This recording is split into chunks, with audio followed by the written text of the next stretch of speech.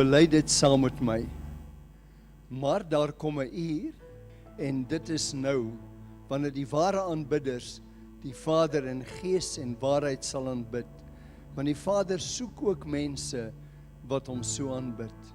Maak net jou oë toe vir 'n oombliekie. Waarheid het baie aspekte. Waarheid beteken dat ek net oop is voor die Here. Dat hy deur sy woord skeiding kan bring tussen gees en siel. En dat ek die Heilige Gees se krag nodig het om waarlik 'n aanbidder te wees. Kom ons steek ons hande net uit na die Here toe. Sê net vir die Here, Here help my om U te aanbid in gees en in waarheid. In Jesus naam. Amen. Kom ons gee vir die Here 'n klapoffer.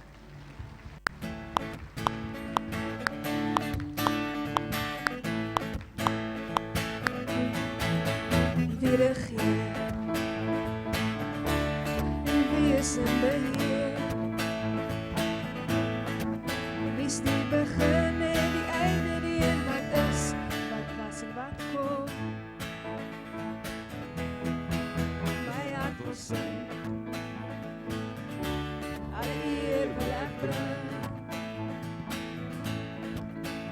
Hy is die weg en die waarheid, as niemand soos hy. Lig jou hande na bo, sing halleluja, gee eer aan hom. Halleluja, ons koning kom, loof sy heilige naam.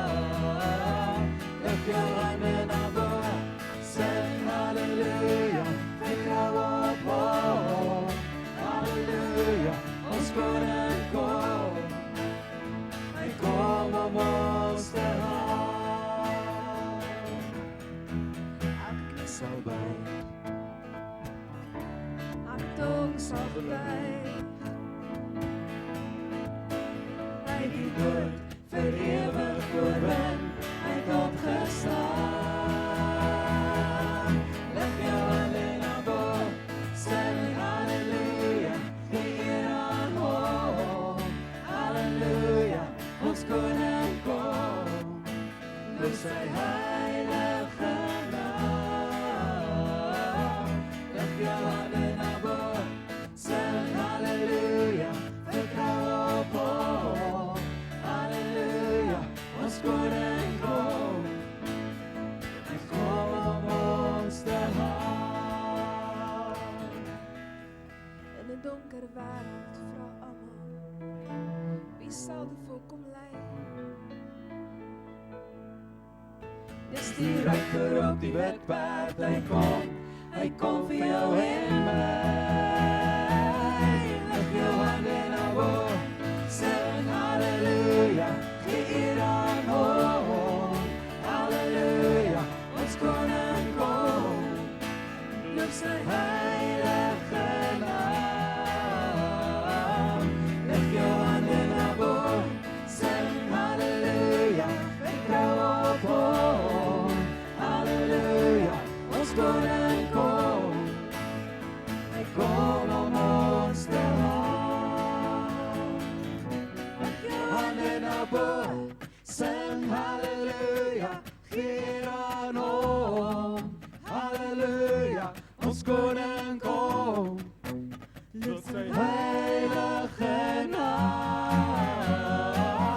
Lig jou hande na bo, sing halleluja, vertrou op hom. Halleluja, ons koning kom, hy kom om ons te haal. Ons koning kom, hy kom om ons te haal.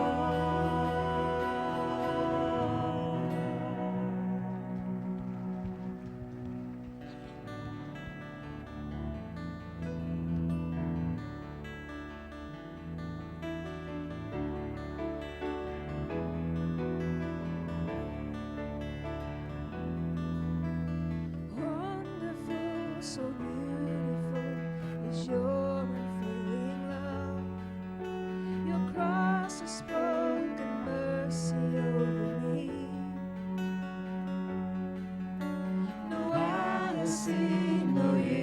desert, no heart could fully know how glorious, how beautiful you are.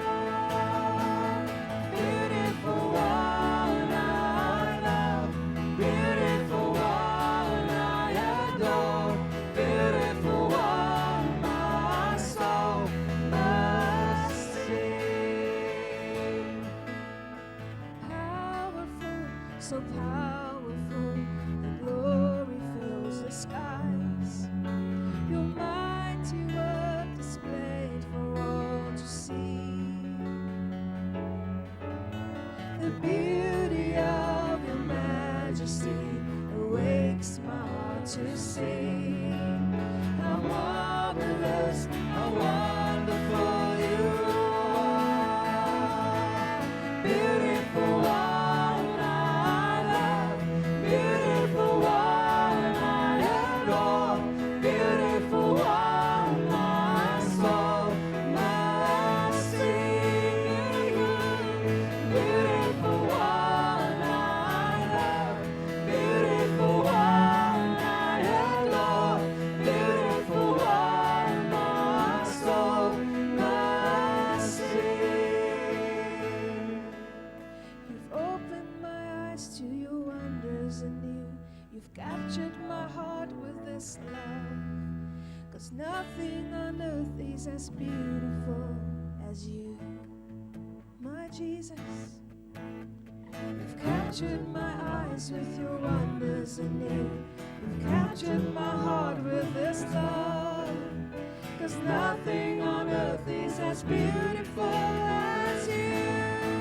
Beautiful, beautiful one I love, beautiful one I adore, beautiful one my soul must sing. Beautiful one I love, beautiful one I adore, beautiful one my soul must sing. My soul, my soul must sing. My soul, my soul must sing. My soul, my soul must sing. Beautiful my soul, my soul must sing. My soul, my soul must sing. My soul, my soul must sing. Beautiful one.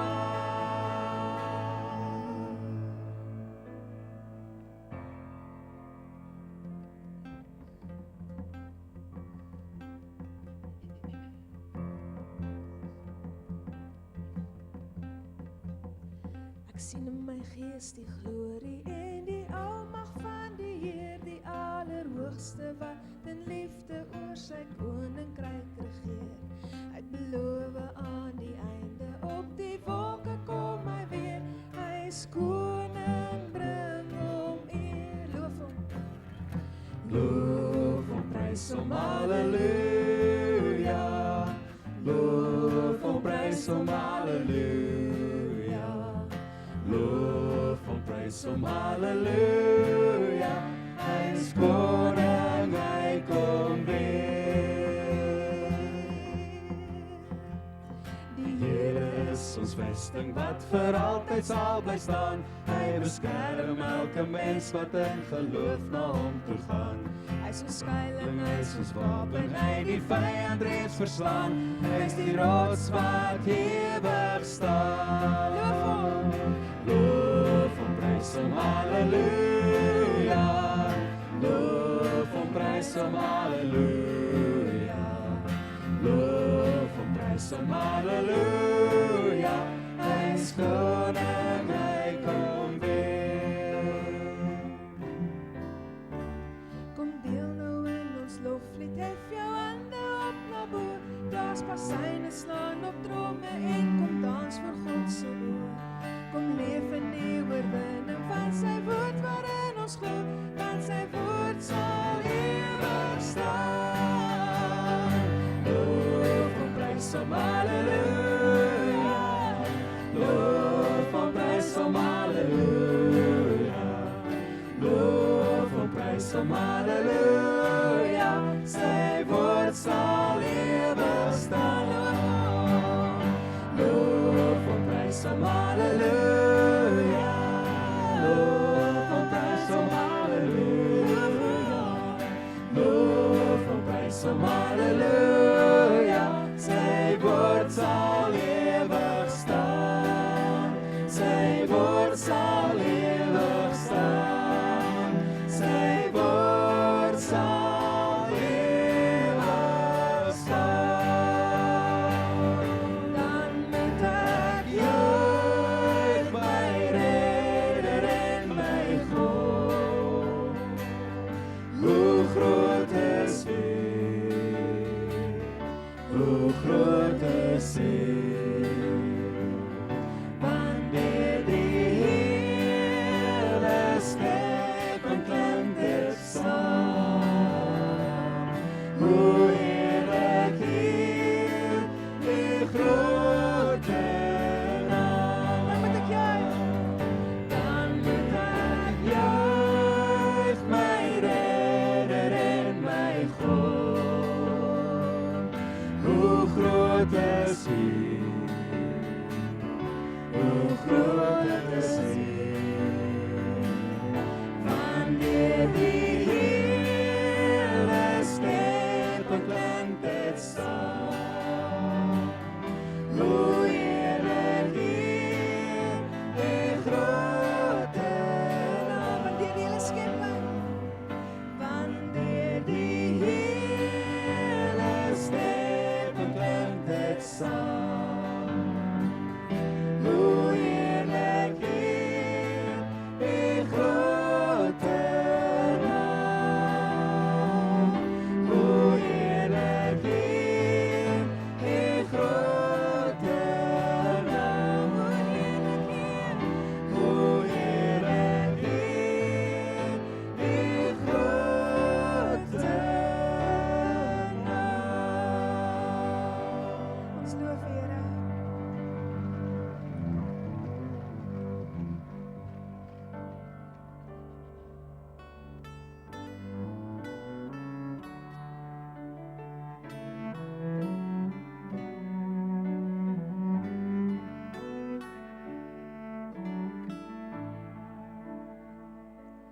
Bless the Lord, oh my soul, oh my soul, worship His holy name. Sing like never before, oh my soul, I'll worship Your holy name.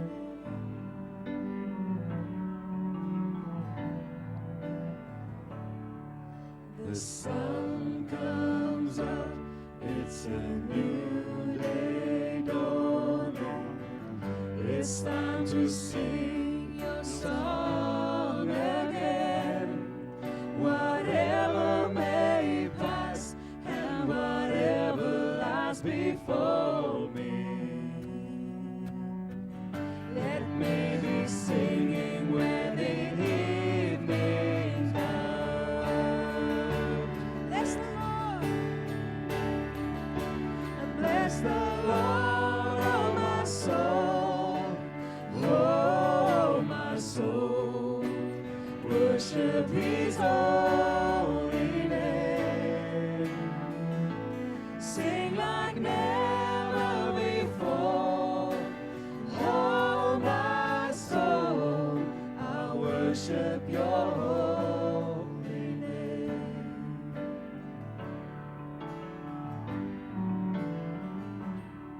You're rich in love and You're slow to anger.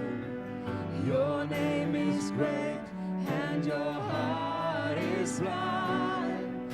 For all Your goodness I will keep on singing.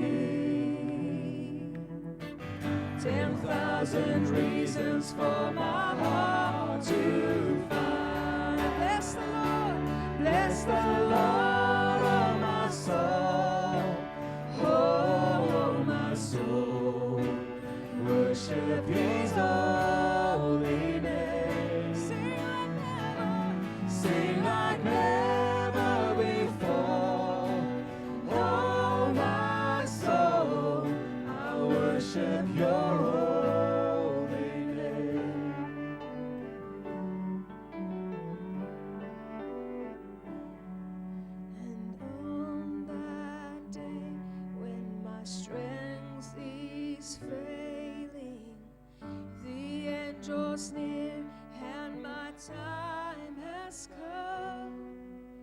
Still my soul will sing your praise unending. 10,000 years and then forevermore.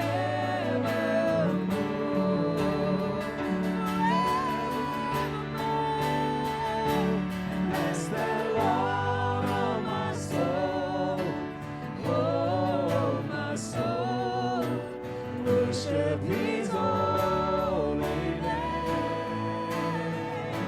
Sing like never before, oh my soul, I worship Your holy name. Sing it out, bless the Lord, bless the Lord, oh my soul, oh my soul, worship His holy name. We worship You, sing like never before, oh my soul, I worship Your holy name. We will worship You, Lord, we will worship Your holy name. You are worthy, oh, I'll worship Your holy name.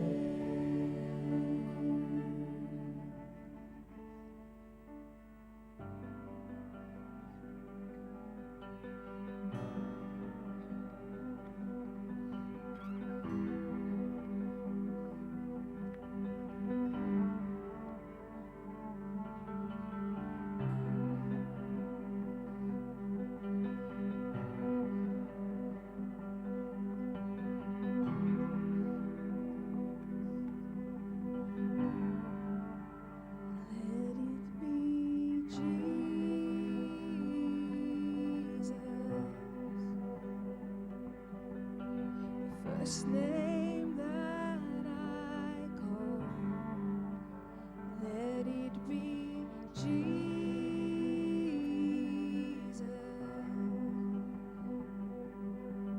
A song inside the storm, I'll never need another. For me to live is Christ. For me to live is Christ. God, I breathe Your name above everything. Let it be Jesus.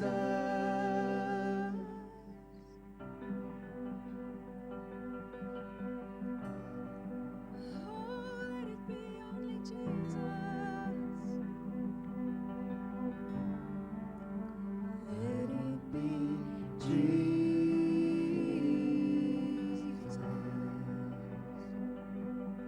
From the rising of the sun, let it be Jesus.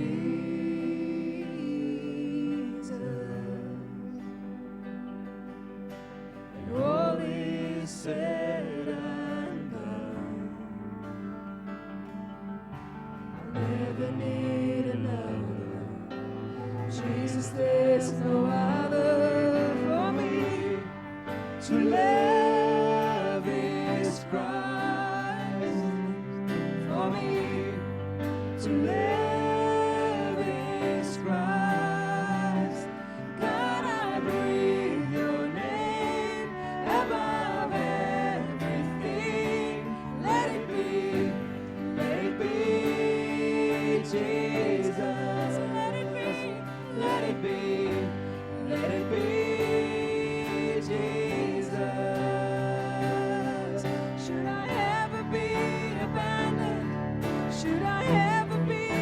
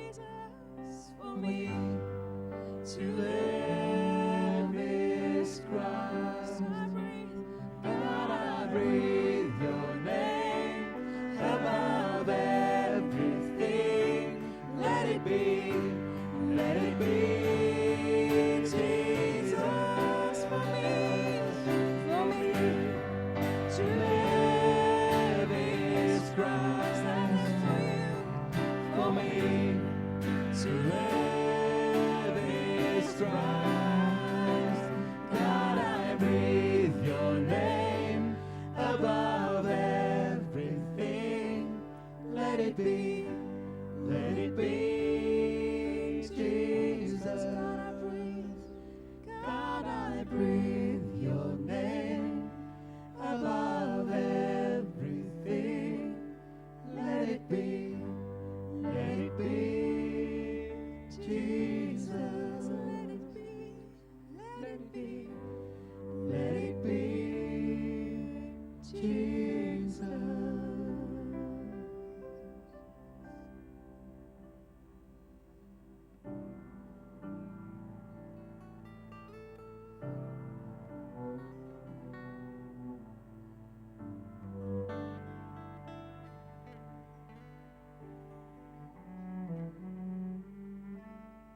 Voel hierin van die liefde in die wind van die gees, maar die hartklop is wat ons wil hoor.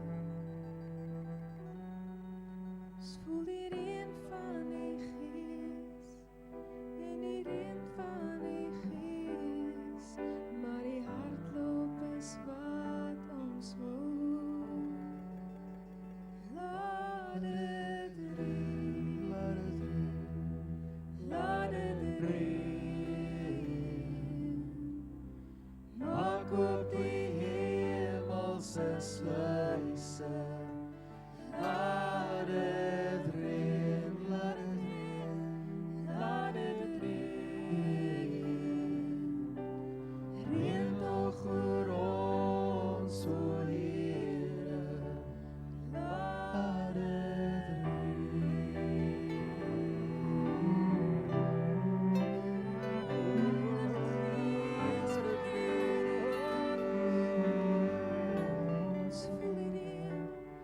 Ons voel hierin van die liefde en die wind van die gees, maar die hartklop is wat ons wil hoor.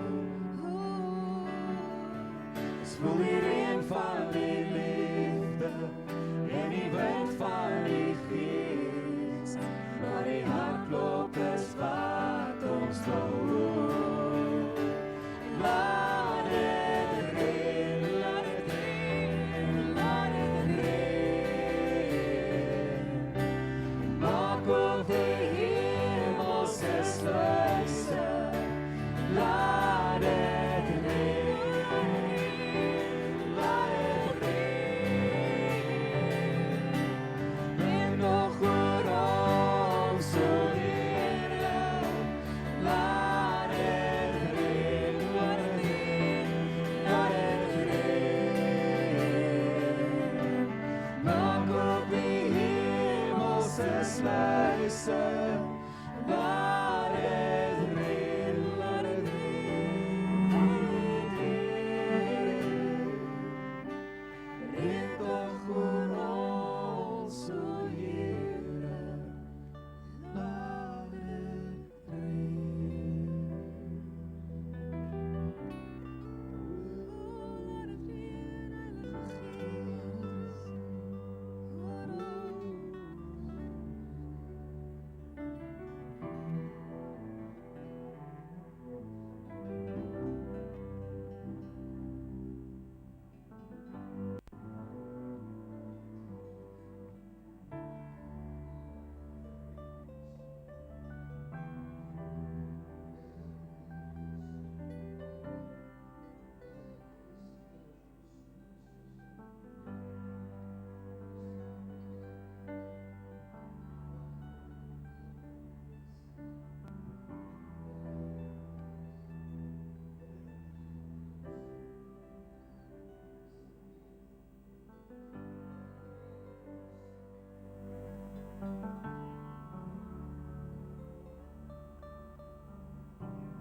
Here, kom vir ons toe vanoggend met u liefde. Ek bid vir elke individu, Here, dat u woord hulle sal versterk, sal opbou, sal aktiveer en motiveer. Dankie, Vader. Wees net so oombliekie stil.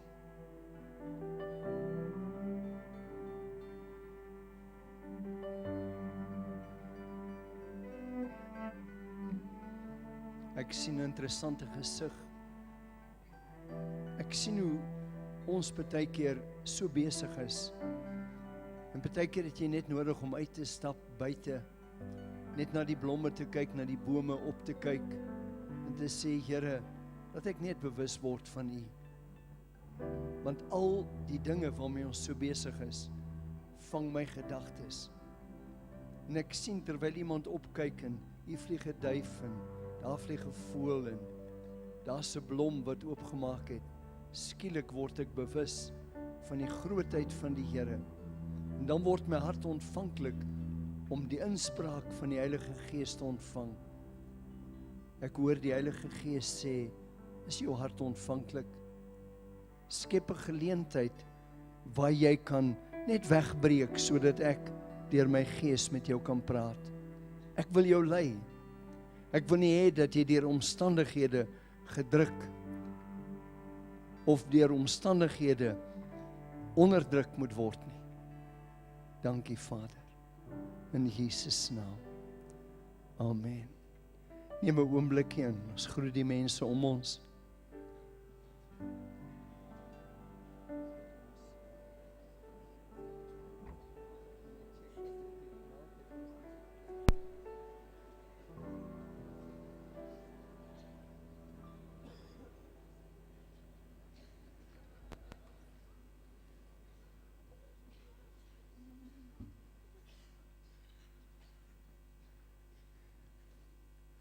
Ons kan sien as dit lang naweek is en mense moet seker ontspan en dis reg.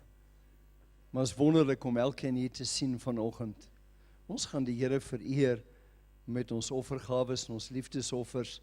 Ons gaan 'n gedeelte lees uit die boek van Filippense.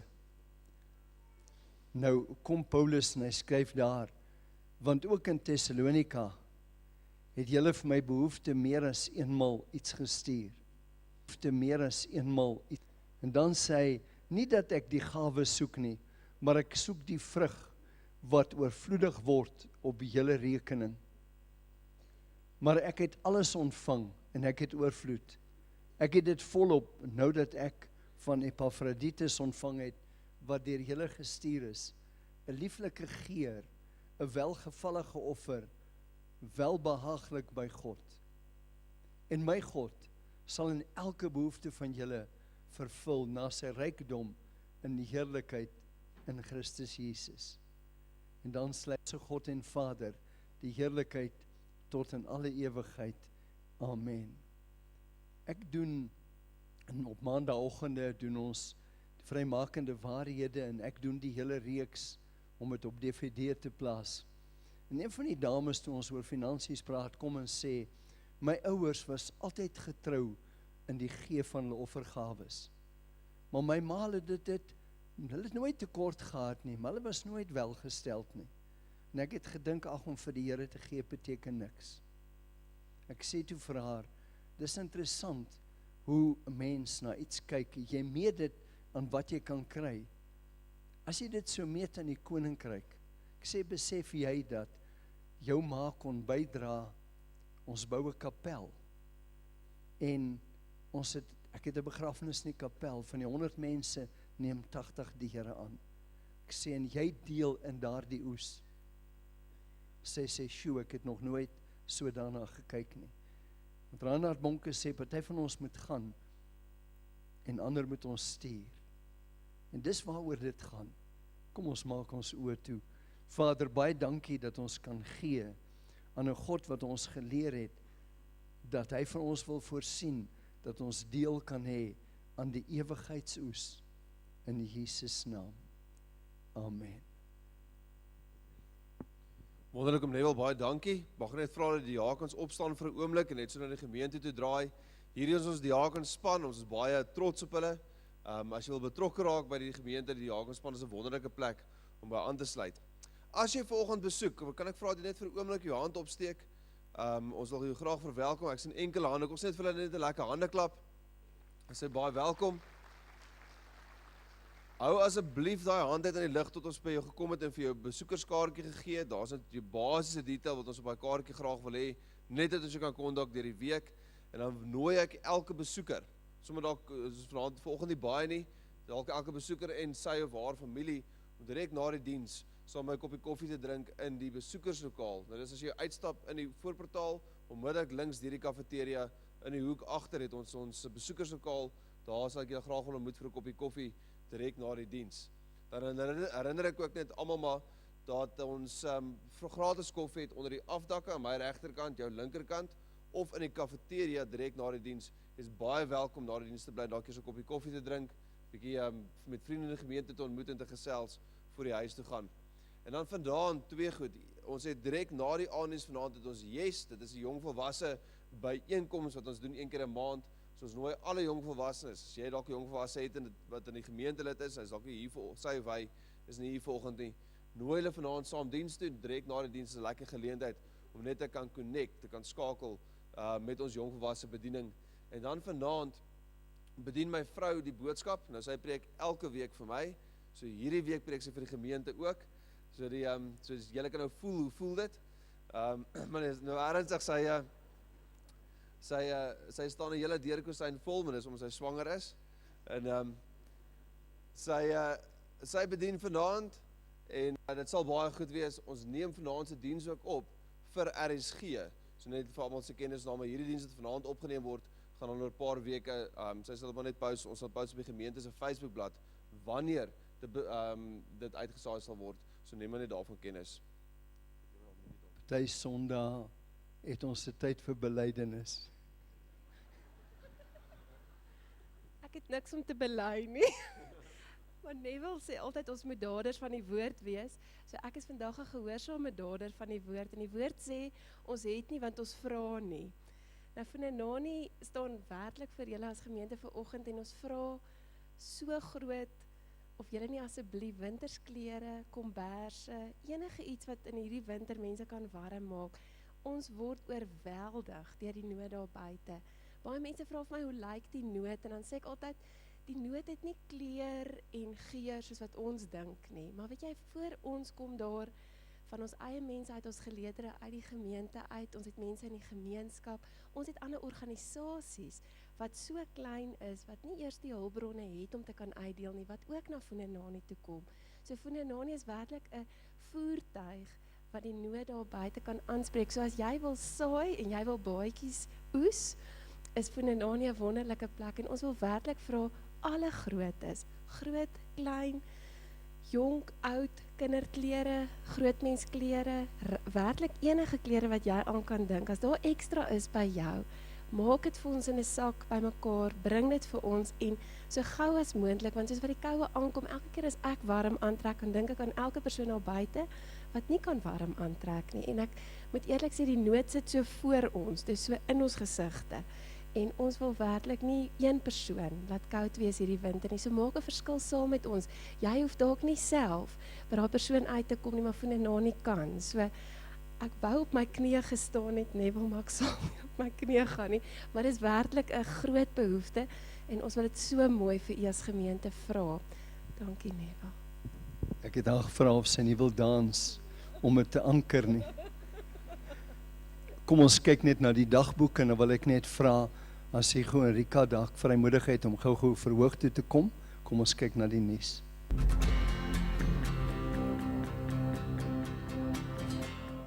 Winter kom nader en Funenani, die nuwensgewende organisasie binne Lewende Woord, het op die oomblik ongelooflik baie gesinne in ons eie gemeente as ook in die gemeenskap wat 'n behoefte het vir wintersklere.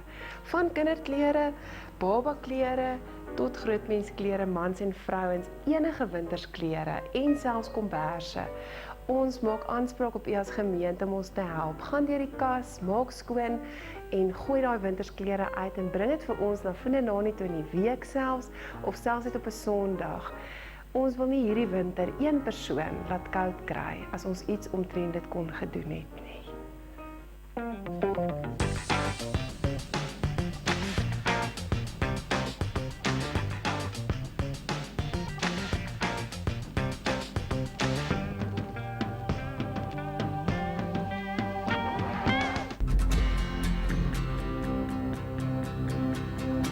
Van die tense dae kom hierdie paartjie en dis hulle sendelinge in Rusland Nou is hulle in Singapore, ek wil net gehad het, hulle met julle groet, want dit is wonderlik dat al die jare hulle getrou in die sendingveld kon funksioneer. Igorika, baie welkom. Ons groet vir al die lewende woorders. Mag God julle seën. Puskaspot was Blagoslowit vir Ime Isusa Christa. Vir 20 jaar lank staan ons saam en ons prys God vir lewende woord vandag. Kingdom Global is gebore uit lewende woord uit en vandag het ons kerke in Rusland en die voormalige Sowjetunie, Indië, Pakistan, nou in Asië ook en wil ons begin al hoe meer brand in ons harte vir Afrika en Suid-Afrika. Ek wil vir elkeen van julle sê, dankie vir julle gebede, dankie vir die saamstaan. En dan net dit sê, dat as sendelinge, as kerkplanters, as mense wat 'n hart het vir kerkplantingsbewegings reg deur die wêreld, sal ek vir julle sê dat ek glo dat Suid-Afrika is die land in die wêreld wat die mees reg is vir herlewing vandag. Geseënd is elke Christen wat vandag in Suid-Afrika is. Daar is reuse herlewing op pad. Mag God julle seën. Ek wil net een gedagte noem wat interessant is. Toe Mario by hulle kuier in Rusland nou sê hy, hoekom is Hugo so lank? Hoekom is hierdie man so lank in die badkamer? Toe vind hy uit, dis sy bidplek in die bad.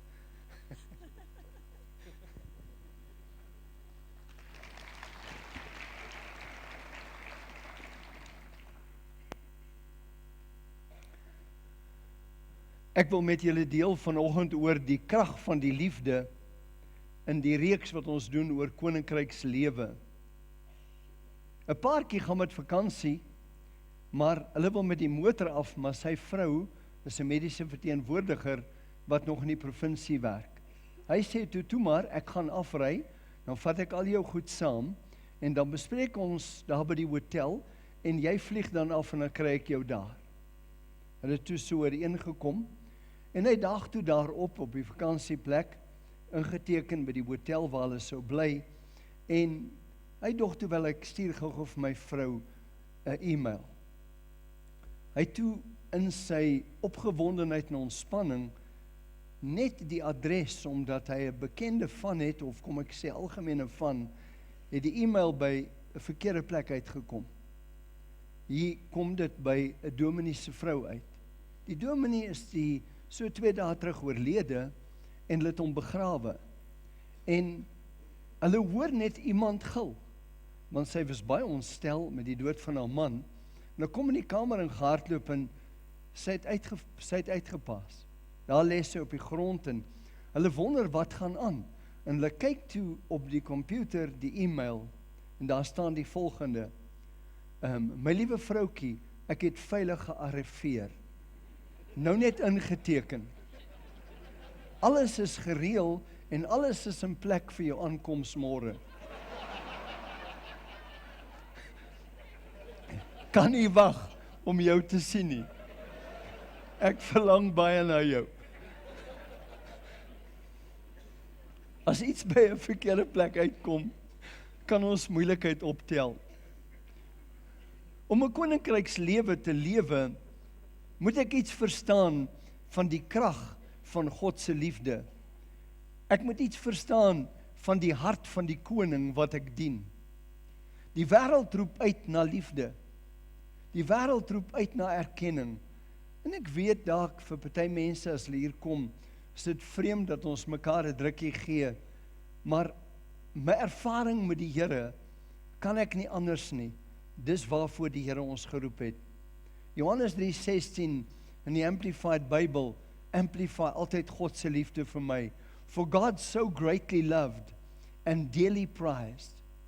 I'm greatly loved and dearly prized the world, that he even gave his only begotten Son, so that whoever relies on him, trusts in him, clings to him, shall not perish, come into destruction and be lost, but have everlasting life.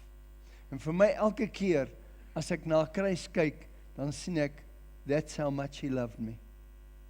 Dis hoeveel, wanneer jy aan sy liefde twyfel, moet weet, hoe lief hy jou gehad het. Nou kom die Here, en hy sê, dat hy vir ons 'n nuwe hart gee, in Jesegiel 36, vers 26. En ek sal julle 'n nuwe hart gee, en 'n nuwe gees in julle binneste gee. En ek sal die hart van klip uit julle vlees wegneem en julle hart van vlees gee. Sonder die Here sê die woord, ek het 'n hart van klip. My hart is hard. Maar dan kom die Here, hy sê, hy neem dit weg en hy gee vir my 'n vleeshart. Ek wil hê jy moet iets sien van 'n vleeshart. 'n Vleeshart is buigbaar. Het jy al toegelaat dat die Here jou buig? 'n Vleeshart is sag. 'n Vleeshart is liefdevol. 'n Harde hart aan die ander kant is hard. En dis baie keer dat ek vir 'n persoon sê, weet jy, ek sien jy's onverbiddelik. Ek is so bly, God is nie onverbiddelik nie. Ek en jy kan soms toelaat deur omstandighede, want alhoewel die Here vir my 'n nuwe teer en buigbare hart kom gee, kom omstandighede en dit neig, alhoewel ek 'n nuwe hart het en my hart sag behoort te wees, maak ek hom hard. Ek maak hom hard deur omstandighede en ek wil 3 dinge noem. Eerste, deur wettisme. Ek is wetties. Dis wat jy moet doen, dis hoe jy die Here moet doen op die dag, so. Ek vind dit met mense dat hulle is onverbiddelik met hulle self, want hulle meet hulle self aan 'n vermoë om dit volgens die wet reg te doen. Niemand word ooit deur die wet geregverdig nie. Daar's 'n hoër wet, die liefdeswet. Dan in die tweede plek, selfregverdiging. Ons het by Adam en Eva geleer dat ons onsself nie kan regverdig nie. Eie geregtigheid. En dit is so maklik, hoekom moet ek? En jy sal hoor as iemand praat, ek. Die van julle wat die afgelope 2 weke na Lukas Korf geluister het, as hy sê, hy kom by 'n skool, dan spandeer hy 5 minute met die hoof, dan weet hy waar die skool is. Hy kom in 'n gemeente, spandeer 5 minute met die predikant, en hy weet waar die gemeente is. Want wat die hart van vol is, loop die mond van oor. En daai selfregverdiging. En dan in die derde plek, mure. Gisteroggend het een van die vrouens by die bid hier 'n wonderlike gesig. Sy sien hoe mense wat seer gekry het, mure om hulle bou. Ek skilder dit. Jy is deur 'n egskeiding en nou laat jy niemand naby jou toe nie, net tot op 'n afstand, jy het 'n muur gebou. Terwyl die Here mure van toegang om ons wil bou. Is hierdie mure wat alles uitsluit. Ek sluit God se hart uit. Ek sluit inspraak van die Heilige Gees uit, want ek het weer toegelaat, alhoewel die Here my nuwe hart gegee het, dat 'n klip in my hart kom sit. Ek word hard. Ek sien dit met paartjies. Hierdie week was my so hartseer. Ek sit met hierdie vrou. Sy sê my man het al 5 keer geloop en het gesê as ek weer loop, kom ek nie terug nie. Ek sê wat moet jy doen? Jy leef in vrees om hom daar te hou. Want iets het gebeur wat sy hart laat verhard het. En die Here wil kom en vanoggend verder met jou kom deel oor hierdie begrip. Kan dit dalk jy wees? Het jy dalk mure om jouself gebou en niks en niemand penetreer dit nie? Gedurende selfregverdiging. Mure wat so hard is dat niemand naby jou uitkom nie. Ek het gedeel vroeër al dat ek my oom wat regter-president van die Kaap was, na die Here toe kon lei 36 uur voor sy dood. Sy mure was kennismure. Hy was super briljant. 'n Briljante regter, baie regverdig, maar alles in sielsdimensie, alles beredeneer. Maar toe hy beroerteaanval kry, is die mure af. Vir die eerste keer kon die Here sy mure na hom toe bring. En om iemand na die Here toe te lei, wat 'n lewe lank van sukses het, en dan breek hulle en huil soos 'n kind. Dis 'n fenominale belewenis. Ontsettend wonderlik om so iets te beleef. En dan wettisme. Die woord sê in Galasiërs 5:4, julle wat geregverdig wil wees deur die wet, is losgemaak van Christus. Julle het van die genade verval. Die Bybel in praktyk stel dit so, julle wat van julle sonde vrygespreek wil word, deur die wet te onderhou, julle het julle band met Christus verbreek. Ek het my band met hom verbreek wat my nuwe hart gegee het. Ek het my band verbreek want ek sal, ek sien jou wys, ek gaan dit doen. Hy sê, julle het julle band met Christus verbreek. Julle die genade van God verbeur. Ek weet nie of ons altyd die woord lees nie. Paulus se hartseer met die gemeente in Galasië.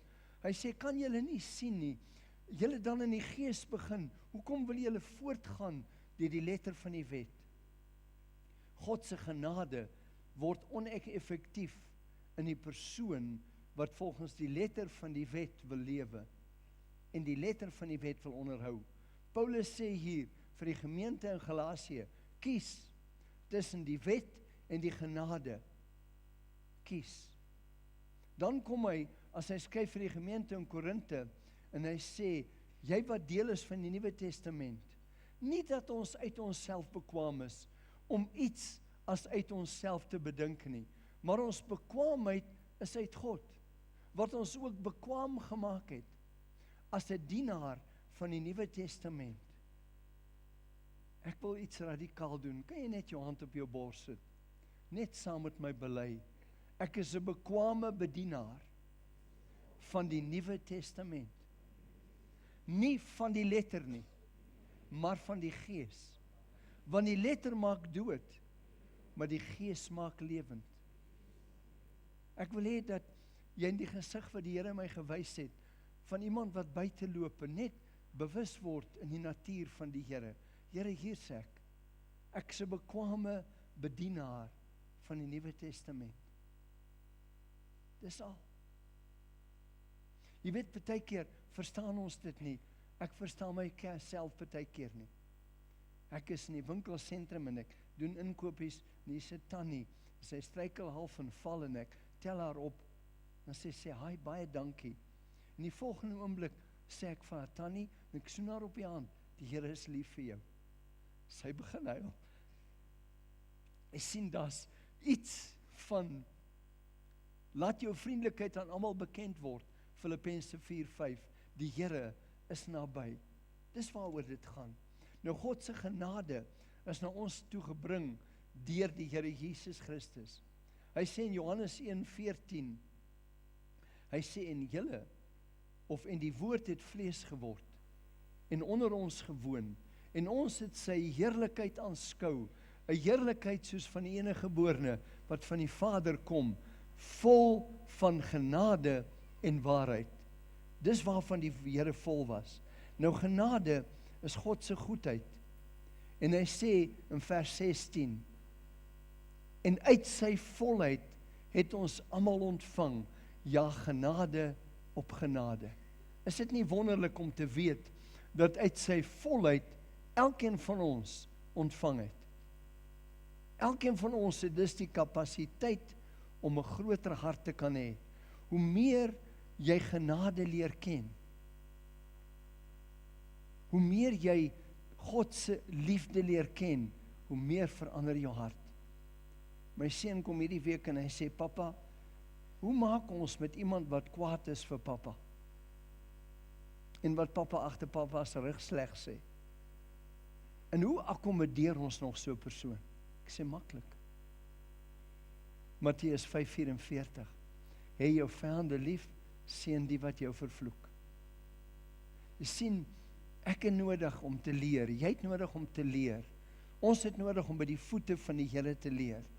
Nou kom die Here in 2 Petrus 1:2 en hy sê, mag genade, mag is, as ek dit gaan toelaat, genade is God se guns. En vrede, want saam met vrede gaan genade vermeerder word. Die Engels sê multiplied, deur die kennis van God en Jesus ons Here. So die Here wil dit aan my vermenigvuldig, hy wil dit meer maak. 'n Openbaring van God se liefde, van wie Jesus regtig is, die prys wat hy betaal het, help my dat die kapasiteit van my hart kan groei. Dat my hart ruimte maak vir nog iemand. Ruimte maak vir goedheid. Die koning se hartklop gaan jou sterk maak. Dit gaan jou geduldig maak. Die koning se hartklop maak jou liefdevol, maar dit maak jou ook braaf, vreesloos, vol moed en vol wysheid. Jesus groei as dit ware in jou en my in gestalte. Hy groei. As ek tot wedergeboorte kom, as ek die term kan gebruik, dan is Jesus in my hart. My moet groei. Ek moet opgroei. Ek moet volwasse word. Dat my denke vernuwe moet word. In 2 Kronieke 16:9, baie bekende gedeelte in die woord, want die Here, sy oë deurloop die hele aarde, om diegene kragtig te steun, wie se hart onverdeeld om hom gerig is. Nou hier praat hy met koning Asa. Hy sê hierin, koning Asa, het jy dwaas gehandel. Nou onverdeelde hart, is 'n interessante hart. Dis 'n hart wat ten volle vertrou. As ek vir 'n vrou moet vra wat ek gaan trou, 'n jong dame, dink jy jou man met wie jy gaan trou het 'n onverdeelde hart heens jou? Gister 'n dametjie van 33 getrou, lank gewag om te trou. En dit was my wonderlik om vir haar te kan sê in my kantoor, jy kan trou. Jou man se hart is onverdeeld op jou gerig. Ten volle aan die Here toegewy. 'n Onverdeelde hart is in daardie konteks 'n loyale hart. Dis 'n loyale hart en die loyaliteit, so tipe hart, is soos 'n kosbare parel. Dit moet nagejaag word. Ek wil in my loyaliteit groei ten alle tye. Wanneer God se oë oor die mensdom beweeg, is God se oë soekend. Inteendeel, ek wil hê jy moet daarna kyk in hierdie lig. Hy soek iets spesifiek. Hy soek loyaliteit. Vir my het iets nuuts oopgemaak.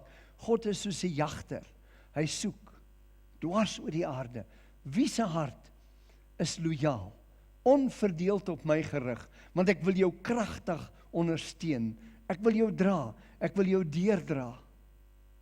Sien, al sit ek in 'n hofsaak. Here, U sê alles werk ten goeie mee. Ek gaan 'n onverdeelde hart hou, en Here, U gaan alles ten goeie laat meewerk. Here, U gaan ingryp en geregtigheid gaan geskied. Nou, loyale mense het onverdeelde koninklike harte. My gebed is, o Here, rig 'n geslag van kampioene op.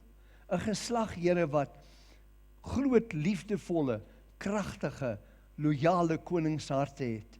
Here, rig 'n geslag op wat deur agape liefde, goddelike liefde, geïnspireer, geaktiveer, gemotiveer en gestabiliseer sal word. Dat ons saam met Paulus kan uitroep in 2 Korintiërs 5:14, want die liefde van Christus dring my. Daar's 'n dwang my opgelê. Hierdie Paulus wat die kerk vervolg, verander. Die Here kom, haal die hart van klip uit. Hy vervolg nie met die kerk nie. Die kerk vervolg, want hoe durf hulle? Die kerk was die weggenoem, en ek gaan hierdie weg vervolg.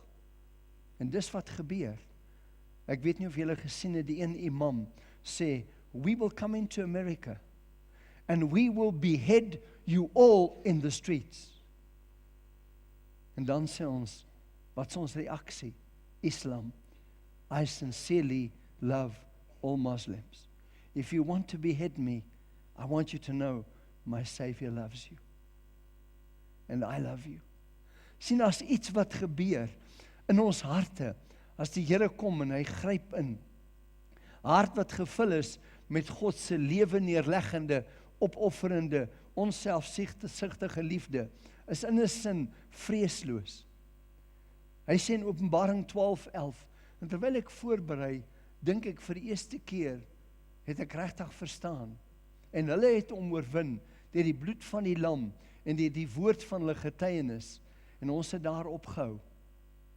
Maar dit volg by, en hulle het tot die dood toe, hulle lewe nie lief gehad nie. Skielik verstaan ek dit. Ek kan kom en sê, ek oorwin, deur die bloed van die lam, en die woord van my getuienis, maar wat gaan ek maak? 3 Sondae terug, was ons broer hier wat gepraat het oor Islam, en hulle profeet, en Jesus en ons profeet.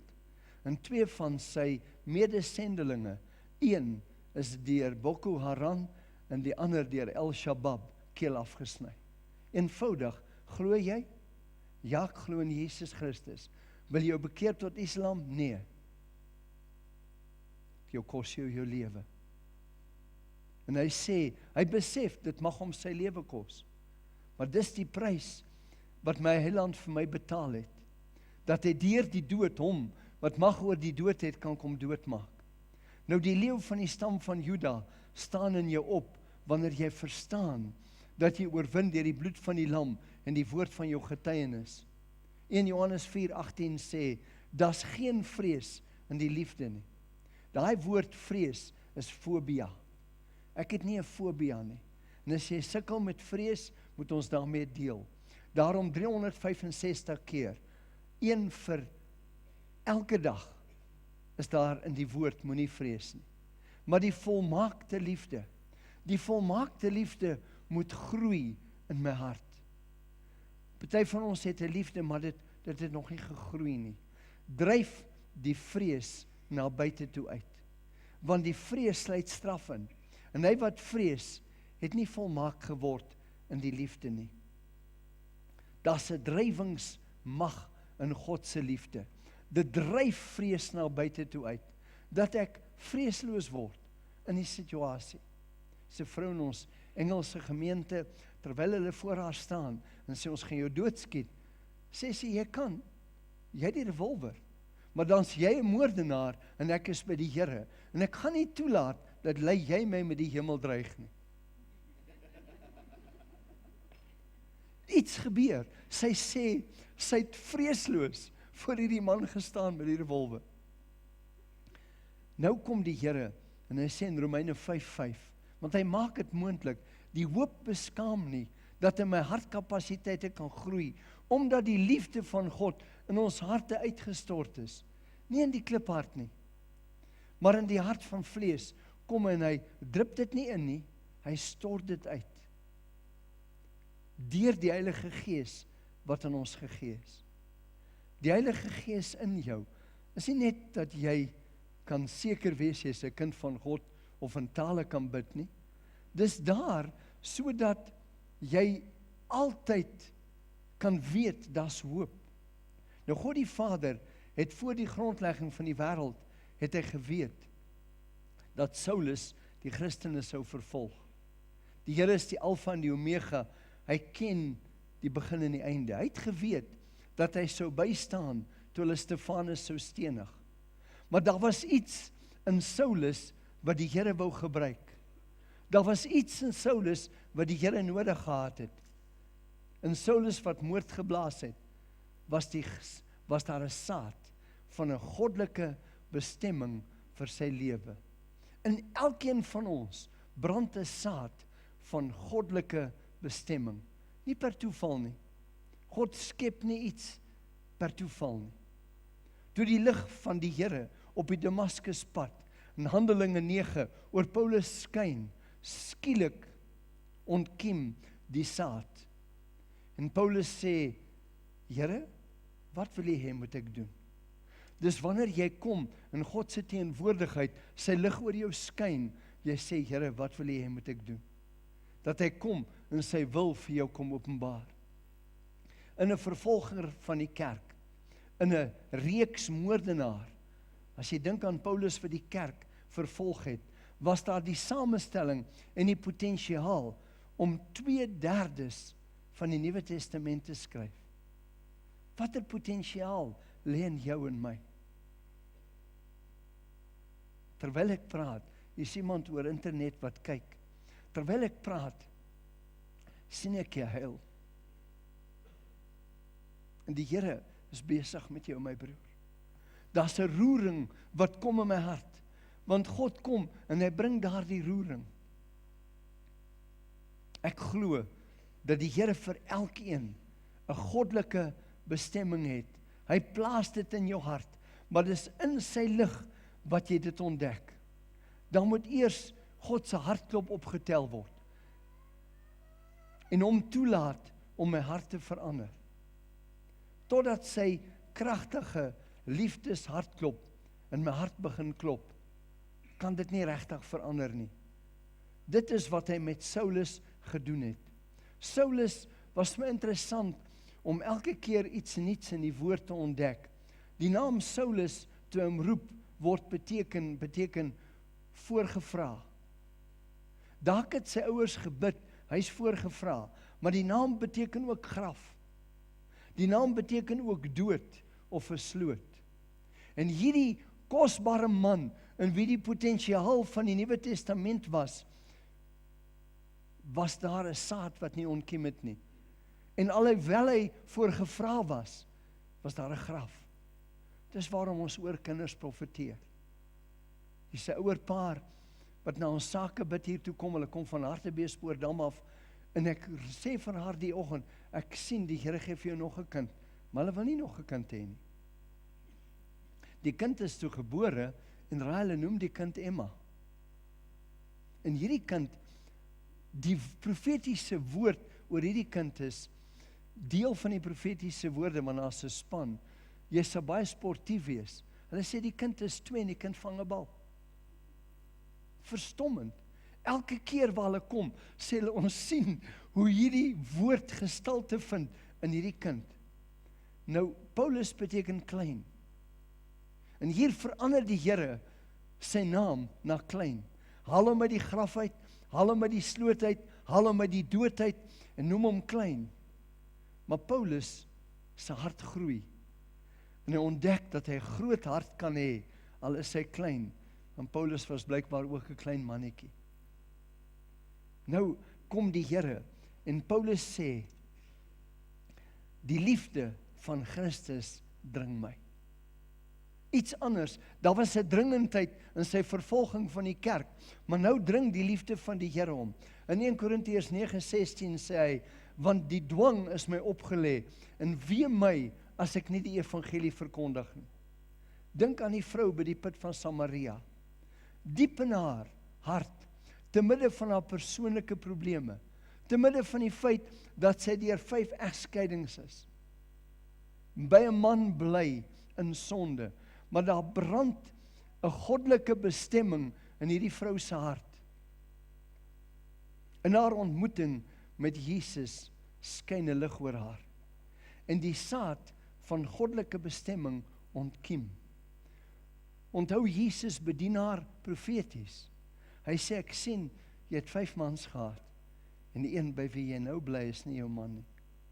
Onmiddellik, dis waarom ons 'n profetiese skool het, onmiddellik kom die woord, en dit maak iets in haar wakker. Dis nie net 'n woord, maar dis 'n woord van liefde. Hy kom nie om haar te verdoem nie, jou slegte, geskeide vrou, jy bly by 'n man, jy's 'n hoer, 5 mans gehad, wat se tipe mens is jy nie? Hy sê, ek wil vir jou water bied, lewende water. Want jy kom na hierdie put toe, en jy gaan weer dors word. God se hele wese is lig en liefde. Sy lig oor jou lewe, laat die goddelike bestemming saad in jou ontwaak. Jesus deel met haar gebrokenheid. Hy sê, vrou, ek weet, jy's gebroken. Egskeiding was maklik. Moses sê as gevolg van die hardheid van harte. Dis my bekommernis vandag, so maklik om te trou, maar is nie maklik om getroud te bly nie. En daarom het ons sulke kursusse wat ons paartjies wil help. Maar hierdie vrou is gebroken, so die Here kom en gee vir haar hoop. Hierdie openbaringswoord laat die bestemming saad ontwikkel. Skielik het die mure wat sy om haarself gebou het, sal nie weer trou nie, bly by 'n man, die mure val. En hy laat sy mure om haar sak. Mure van liefde, van voorsiening. Skielik kom die lig van God in haar. In elke mens is daar 'n soeke na 'n verlosser, na 'n Messias. Ons soek na 'n liefdevolle inspraak van 'n verlosser. Daarom van hierdie kansel af sal jy nooit aanklag hoor nie. Jy kan nie in God se teenwoordigheid wees. Toe ek in die teenwoordigheid van die Here was, in die 3 keer in die hemel, het ek elke keer verwag, hy gaan sê, maar jy doen dit verkeerd en dat verkeerd. Niks. Net liefde. Net oë. En ek kan jou nie sê wat die kleur van sy oë is nie. Wat straal van liefde. Dis 'n poel liefde. Ek sien toe hy in die teenwoordigheid van Saggeus kom. En Saggeus beleef die liefde. Wat doen hy? Hy sê, Here, almal wat ek gekil het, sal ek terugbetaal. God se liefde lei ons tot bekering, sê Romeine 2 vers 4. En hier kom dit en dit verander hierdie vrou se hele wese. Dink net, in die meeste van die westerse kerke het ons baie stikkende mense, geskeide mense, gebroke mense. As ek vandag hier moet vra dat jy hand moet opsteek, dan sê ek vir meer as 50% kom deur 'n gebrokenheid. In ons kinderkerk tot 60% van die kinders. My vrou wat in Mamelodi werk, met hulle hele studentegroep, is daar 2 wat 'n normale huis het. Net 2. 80% kom uit gebroke omstandighede uit. Maar elke gebroke mens het 'n afspraak met die Here by die put van Samaria. Want Samaria was 'n plek wat die Jode vermy het, maar God vermy nie die plek waar gebroke mense kom nie. Daarom kom gebroke mense kerk toe. Hulle kom om deur die Here bedien te word. Elke gebroke mens kan 'n ontmoeting met die Here hê. Dink net, hierdie vrou was die sleutelpersoon. Sy was letterlik die sleutelpersoon om 'n hele stad te bereik. In hierdie generasie, glo ek, is daar geestelike kampioene. Ek glo met my hele hart, daar's geestelike kampioene met groot harte, met die hart van die koning. Dalk is hulle onbekend, dalk is hulle gebroke, dalk deur egskeiding, of die dood van 'n geliefde. Dalk oud, dalk middeljarig. Vrou wat 5 keer getroud was, kon nie te jonk gewees het nie. Dalk 'n ekskrimineel, dalk 'n verslaafde, maar hulle besef nie dat daar 'n goddelike bestemming is nie. By Bronkhorstbaai is Matthys van der Vyver, en daar is 'n ouetjie wat saam met hom is, Yuri, was 10 jaar in 'n inrigting vir verslaafdes. En Yuri is een van ons herders by die gemeente vandag. 'n Man wat 'n ontmoeting met die Here gehad het. Die dag toe ek hom trou, profeteer ek oor hom, dat die hele trou, ek sê vir sy skoonpa, die Here het met hierdie man iets fenomenaal gedoen. En hou hom dop, sien wat die Here deur hom gaan doen. Nou sê die woord, want die Here gebruik hierdie vrou, en hy gee vir haar 'n sleutel vir die Nuwe Testamentiese bediening, in Johannes 4, 23 en 24. Hy sê, maar daar kom 'n uur, want onmiddellik wil sy weet waarom te aanbid. Toe hy uitreik na haar, waar moet ek aanbid? Daar kom 'n uur en dis nou, wanneer die ware aanbidders die Vader in gees en in waarheid sal aanbid.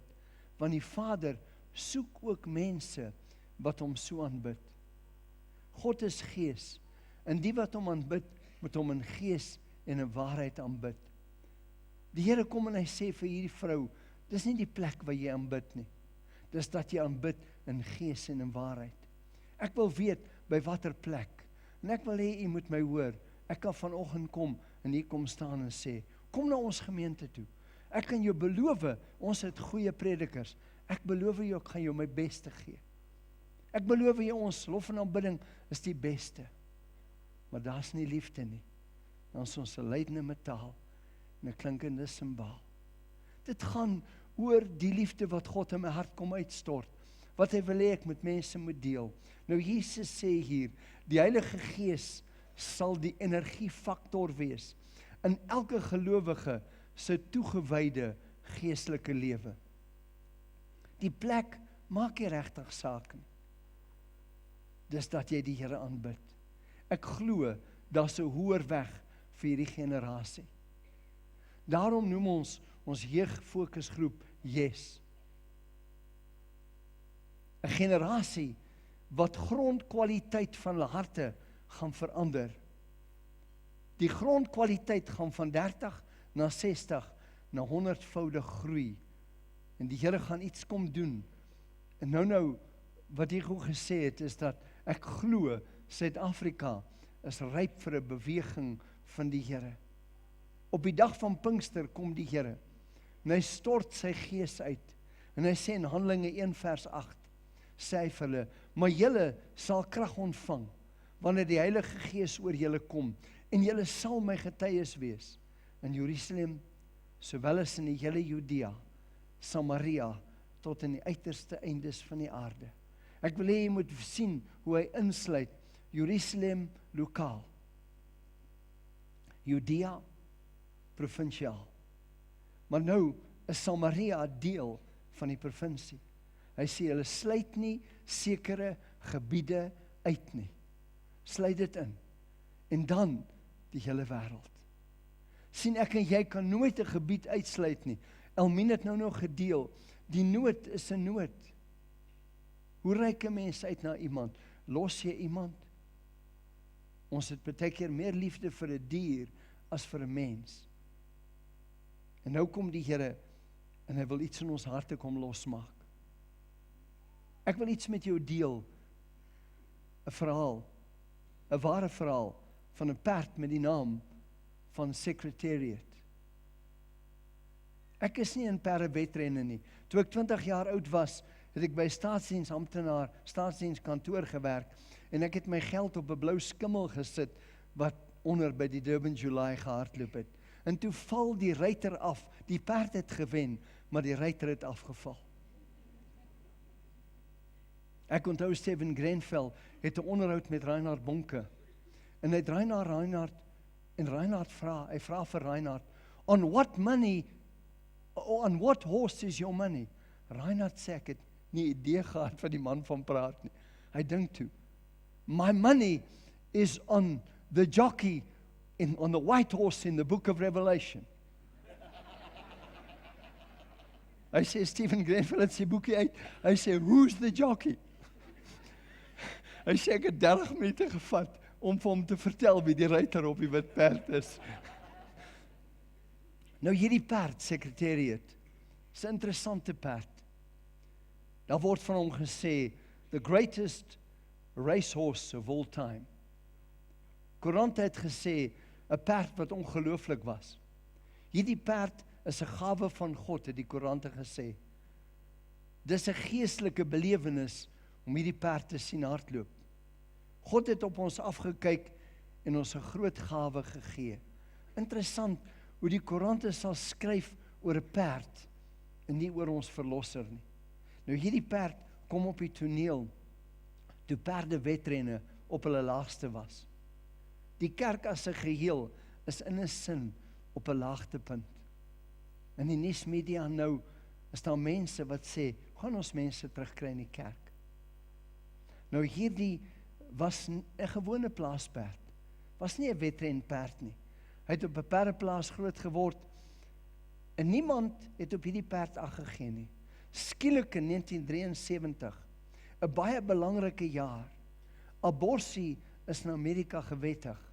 Hartseer. Die vyand het begin om God se bevryders dood te maak. Dink aan Jesus se geboorte. Die koning laat alle kinders onder 2 doodmaak. Hoeveel potensiële kinders word doodgemaak? Ek het al genoem, is 'n paar dokters in ons Engelse gemeente, en hierdie een dokter kom en hy sê, ek kan nie meer, hy het vir die staat gesê, ek weier om aborsies te doen.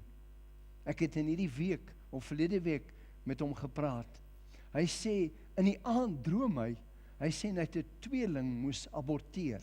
Hy sê, dan loop die tweeling voor, met al die kinders agter hom aan, in sy drome, en sê, hoekom het jy ons doodgemaak? Hy sê, ek moet permanent slaappille drink. Kan nie slaap nie. Maak nie saak hoe ek het beredeneer nie. Dis interessant, as ons verder na hierdie perd kyk. Hierdie perd was 'n rooi perd, met 'n ster op sy voorkop. Die perd wen die Kentucky Derby, in 'n rekordtyd, onder 2 minute. Daarna wen die perd weer. En toe volg die Belmont. Ek ken nie al die wedlope nie, maar groot wedrenne in Amerika. En hulle wonder of Secretariat 3 wedrenne in 'n ry kan wen. Toe die dag kom van die wedren, sê die perd het rondgetrippel. Sê, was interessant om op dop te hou. Sy neelsvleuels het getril. Sy oë het gestaar. Hy het al die pad na die hok toe gewip.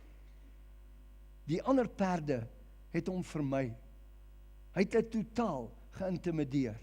In die wegspringhok is die perde in, en toe die wegspringhok oopmaak, en al die perde uitbars, sê die ruiter van Secretariat, ek kon hom nie ry nie. Hy het 'n kop van sy eie gehad. Die eerste kwart van die wedren was in 'n rekordtyd. Selfs die omroeper roep uit, trek terug, trek terug.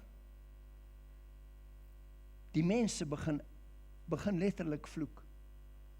Die tweede kwart het hy versnel. Die derde kwart was nog 'n rekordpas. Die mense het begin kwaad word, want hulle kan hulle geld verloor. Hierdie perd kan dood neerval. En almal skreeu, die ruiter hoef net die perd terug te trek. Is dit nie hoe dit is nie? Dis die gees van die wêreld. Trek terug. Hoekom moet jy 'n sendeling uitstuur? Hoekom moet iemand gaan? Hoekom moet 'n man in 'n bad lê om te kan, nie net bid nie, maar slaapplek partykeer? Dit kan jou lewe kos. En dalk is hier ouers vandag, en jou kind gaan kom en sê, die Here stuur my. Ek weet nie of ek gaan terugkom nie. Ek weet nie of ek ma en pa weer gaan sien nie. Hoekom moet ek getuig? Hoekom moet ek disippels maak? Hoekom moet ek finansiëel gee? Buitendien, sê die vyand, jy's klaar reeds te radikaal. Die mense dink jy het 'n klap weg. Dis interessant. In my lewe het ek dit 'n paar keer beleef. Dan sê die vyand, trek nou terug. Jy's mos op pad hemel toe. Jack Nicklaus, die wêreldbekende golfspeler, was besig om na die wedren te kyk. En hy begin uit volle bors skreeu. Hy weet iets van 'n kampioen. Hy weet iets van wat hy daar sien gebeur. Terwyl almal wag dat die perd in duim moet stort, versnel die perd. Hy wen met 31 lengtes. Daar was 'n groot vraag. Wat het hierdie perd uitsonderlik gemaak? Toe hy sterf, het hulle gevind toe hulle hom oopsny, dat hy 'n hart het 2,5 keer groter as 'n normale perd se hart. 'n Perd se hart is 4 kilogram, sy hart was 10 kilogram. Hy het dus 'n vermoë gehad, wat, of het 'n gebrek was of God gegewe, maar hierdie perd was uitstaande. Hy sterf in Oktober 1989, maar bly staan bekend as the best racehorse the world has ever seen. Nou God se oë beweeg oor die aarde, want ek glo, hy soek mense wat sal sê, laat my toe, om jou 'n groter hart te gee, om te kan doen, wat ek in hierdie uur wil doen. Laat my toe, om my genade aan jou oop te openbaar, dat ek jou hart kan vergroot. Ek gaan jou die wedren wys op die skerm. As jy gereed is, kom ons kyk net daarna. Now loaded in.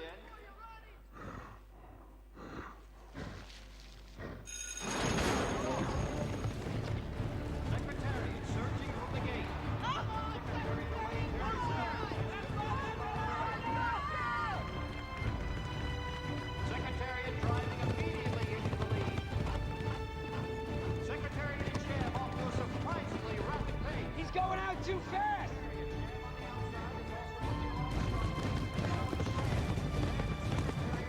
This is no good.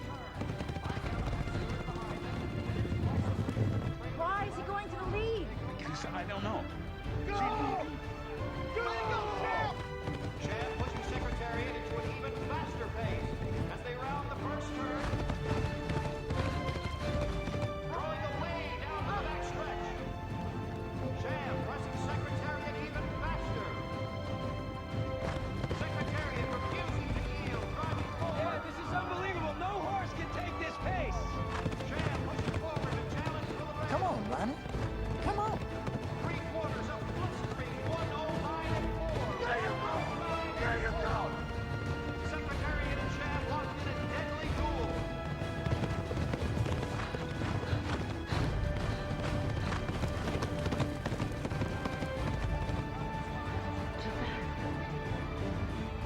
C'est toi qui le manque.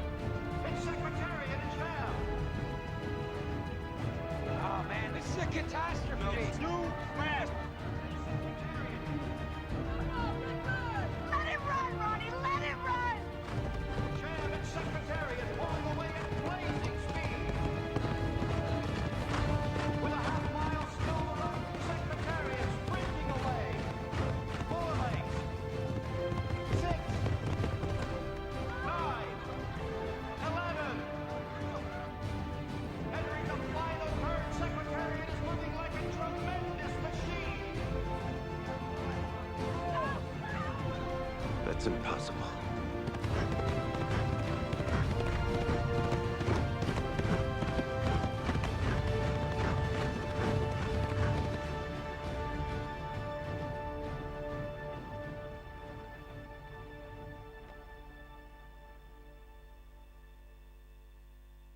He laughs at fear, afraid of nothing.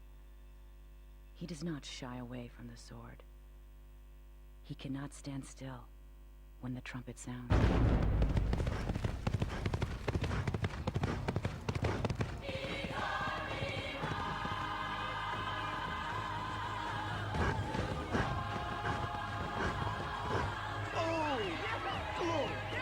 The lead is now 24 lengths. 26 lengths.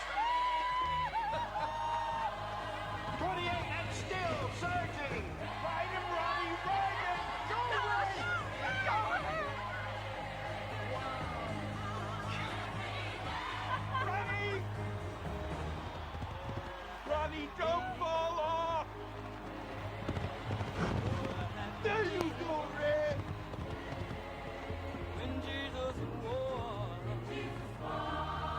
Secretariat by 30.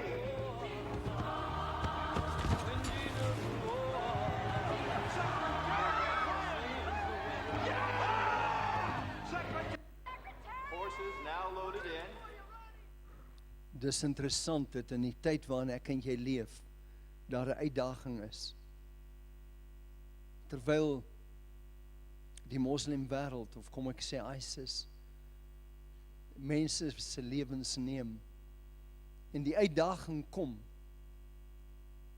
As ek die einde van die Bybel lees, dan lees ek, daar kom 'n uitdaging. Dan soek die Here mense met groot harte, wat deel van die wedloop sal uitmaak. Paulus kom en hy sê, ek het die wedloop voleindig. Hoe sal jy die wedloop voleindig? Hartseer of met 'n hart? Dis interessant, ek het nou die dag 'n jong man begrawe van 44. Ons bid 19 jaar vir sy vrou om verwagting te raak. Hy sy dood in 'n ongeluk. Groot begrafnis. En by die begrafnis wys die Here my mense teenoor wie hy sy lewe lank getuig het. By die begrafnis ontmoet hulle die Here. Want sy hart het ruimte vir hulle gemaak. Ek wil net hê jy moet na die profetiese woord luister.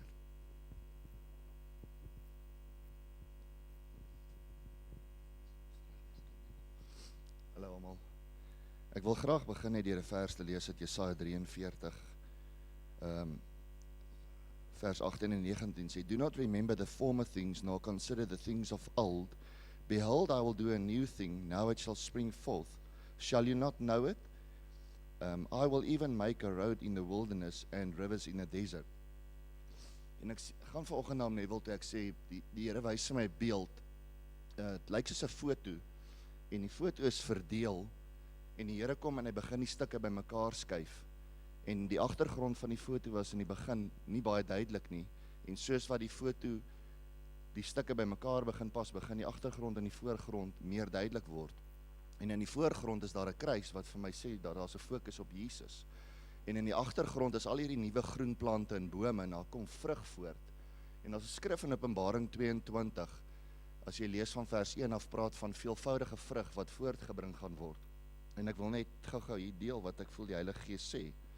'n Nuwe groei wat fokus op Jesus Christus met mense wat veelvoudige vrug dra in hom en die vrug gaan voortbring. Die omstandighede bepaal nie die vlak van die werking van die Heilige Gees deur jou nie. In die woestyn bring God sy vrug voort wat vloei soos lewende water deur jou. Hoe honger is jy vir die werking en die werking deur en in jou om veelvoudige vrug voort te bring in dieselfde seisoen. Ons sing, God, I breathe your name above everything, let it be Jesus.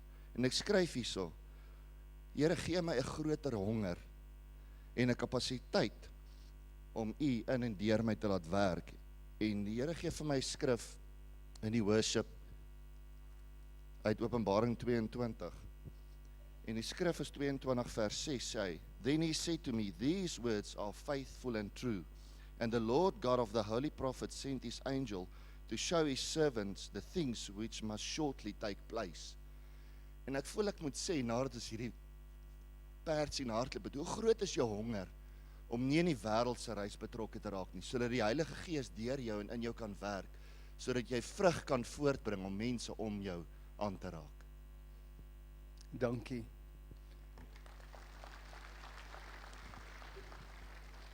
Ek vra dat die aanbiddingspan net vorentoe kom. Die uitdaging wat ek wil rig is, het jy dalk langs die pad seer gekry, jou hart weer hard gemaak, Christene jou teleurgestel, dalk predikers, dalk het ek jou teleurgestel, want dalk het jy iets van my verwag wat ek nie volgens jou gelewer het nie. Dan wil ek om vergifnis vra. Maar moenie toelaat dat die mure om jou wat jy gebou het jou verhinder dat God se mure na jou toe kom. Dat die nuwe seisoen wat jy nou net van gelees het nie in jou lewe 'n realiteit kan word nie.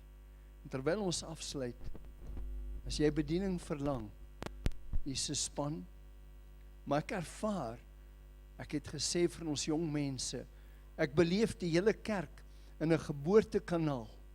En die Here is besig om ons ergens heen te vat met 'n baie spesifieke doel. En daarom moet ons tot sy beskikking wees. Kom ons staan. En as jy gebed verlang, niemand se weet wat regtig in jou hart aangaan nie, net jy. Neem vrymoedigheid in, laat iemand saam met jou bid. Al wat ek vanoggend ontvang het, hier's 'n man wat sy regter gewrig seer gemaak het. Ons sal graag saam met jou wil bid, mense wat gebed verlang. Let it be Jesus,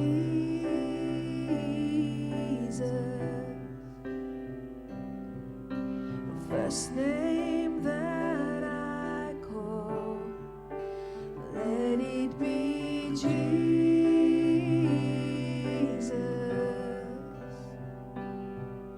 my song inside the storm. I'll never need another.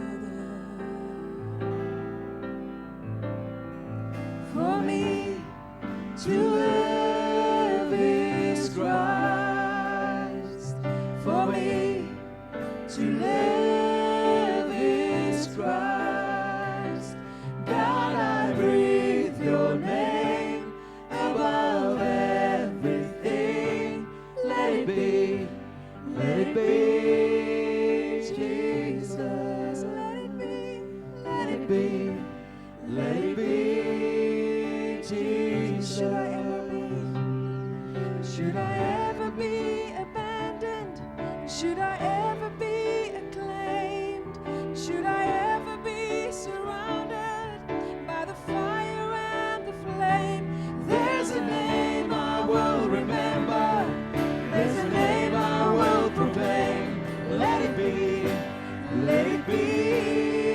Jesus. Let it be, Let it be, Jesus. Let it be,